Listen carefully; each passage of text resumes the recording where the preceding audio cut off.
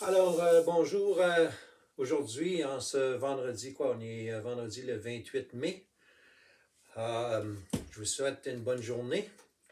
Et si ce n'est pas déjà fait, je vous invite à vous abonner. Pour ceux qui sont originaires de l'Inde, je dis Namasté. Pour mes amis musulmans, je dis Assalamu alaikum. Que Dieu vous bénisse en français. Alors, récemment, j'ai fait une vidéo qui disait le Québec, le royaume du n'importe quoi. Si vous n'avez pas vu ce vidéo-là, je vous invite à aller voir cette vidéo-là. Il y avait une raison pour laquelle j'avais fait cette vidéo-là. Je nommais une couple de personnes, puis je donnais des exemples. Pourquoi je disais que le Québec, c'était le royaume du n'importe quoi. Et ça a l'air que malheureusement, je suis très déçu de ça, mais malheureusement, il n'y a pas une semaine qui passe sans qu'il n'y ait pas une nouvelle personne avec des conneries qui nous sort, qui s'affiche sur Internet, qui est du Québec. Malheureusement. Alors, vous peut-être n'en connaissez plus que moi j'en connais, là, mais j'en ai une couple là, qui me viennent à l'idée. Là. Il y en a un là, qui s'est affirmé, là, ça fait une couple de fois là, que je le vois se débattre à dire des stupidités sur son site Internet. Et je vais adresser cela. Et je vais donner des exemples concrets. Alors, pour tous ceux qui sont n'importe où sur la planète de langue francophone, si vous écoutez la vidéo présentement, c'est que vous connaissez la langue française, le français. Je vous invite à ne plus allumer votre téléphone cellulaire, ne plus allumer votre tablette numérique, votre ordinateur, ne répondez plus à la porte. Cachez-vous dans votre bunker. Cachez-vous dans votre bunker, là. Parce que, selon une sommité mondiale, un expert, okay? Une sommité mondiale, un expert du Québec, un expert dans les conflits mondiaux, la Troisième Guerre mondiale a commencé. Ben oui. Il y a quelqu'un quelque part au Québec, là, dans son local, là, en avant de son ordinateur et sa caméra, là, il affirme que la Troisième Guerre mondiale a commencé. Tout de suite en partant, ceux qui ont un minimum de quotient intellectuel, ils vont dire, là, bah ouais, c'est ça. Bon. Premièrement, s'il y avait une guerre mondiale, là, toute la planète le saurait. OK? La guerre mondiale, tu ne déclares pas une guerre mondiale, puis qu'il n'y a pas personne qui est au courant, là. Hein? Première guerre mondiale, Deuxième Guerre mondiale, mon père était en charge de l'artillerie lourde dans le Royal 22e, l'armée canadienne. OK?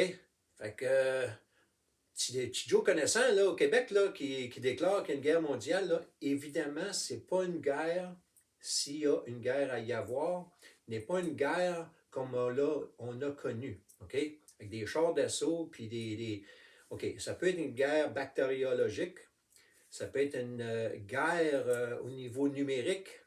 OK, il y a différentes guerres, là. Ça, je suis conscient de ça, là. Je ne suis pas un imbécile, là. Il y a différentes guerres. Mais de déclarer que la Troisième Guerre mondiale a commencé, on disait dans le temps, t'en as fumé du bon. Il y en a qui ont un certain âge, je veux savoir de quoi je parle, là. T'en as fumé du bon. Ouais, c'est ça. Troisième Guerre mondiale. Alors, il y a quelqu'un, ça c'est typiquement québécois, du nom de Jean Granger. Jean Granger, qui des fois s'affiche J'en ai marre, sur son site Internet, qui est connu sous le nom Le vrai monde, les vraies affaires. Premièrement, en partant, là, son titre suscite de la polémique. Le vrai monde. Comme il y a quoi? Il y a combien de catégories de gens sur la planète, là? Le vrai monde, puis ceux qui ne sont pas du vrai monde? Jean Granger? Entre les deux, là, c'est quoi que tu essaies de nous dire, là? En tant qu'athée, parce que lui, il s'affiche ouvertement. Il fait penser à beaucoup de gens au Québec, là. Les Dan Pilon, Amélie Paul, les frères Tadros, Ghislaine Langto. Il y en a à tout bout de champ, là. Le nombre d'athées au Québec, là, ça pousse comme des champignons. OK? Alors, il affirme, ce Jean Granger-là, la sommité mondiale dans les conflits mondiaux, que la Troisième Guerre mondiale a commencé. Et il fait penser au Doc Mayou. Ça, c'en est un autre athée, ça. Doc Mayou qui crache sur la religion, puis les chrétiens, puis c'est un frustré, autrement dit. Alors, notre ami Jean Granger, il affirme que c'est de la science-fiction, là. La religion, puis patati, patata, puis lui, il mêle tout ça ensemble, puis Moïse, puis les extraterrestres, puis tout ça. Comme j'ai dit, il en a fumé du bon. OK? Pourquoi je dis ça? Parce que ce volume-ci, là, qu'on appelle la Bible, là, dont je réfère souvent, il n'a jamais lu ça, puis il ne l'a jamais étudié, puis il n'a jamais compris. Okay? Sinon, il ne parlerait pas ce qu'il disait. Pourquoi? Parce que ce document, en fait, c'est 66 livres, là, 66 livres qui composent la Bible, là, a été prouvé scientifiquement.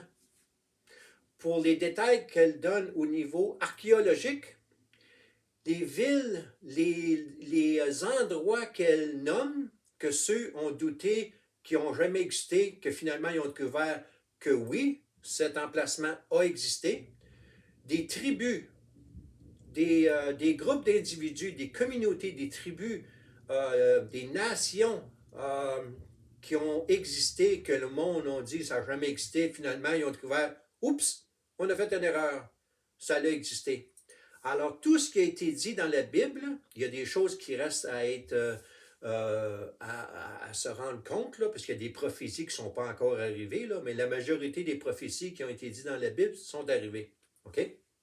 Alors, d'affirmer gratuitement, parce que c'est ce que Jean Granger fait, là. Il affirme gratuitement, là.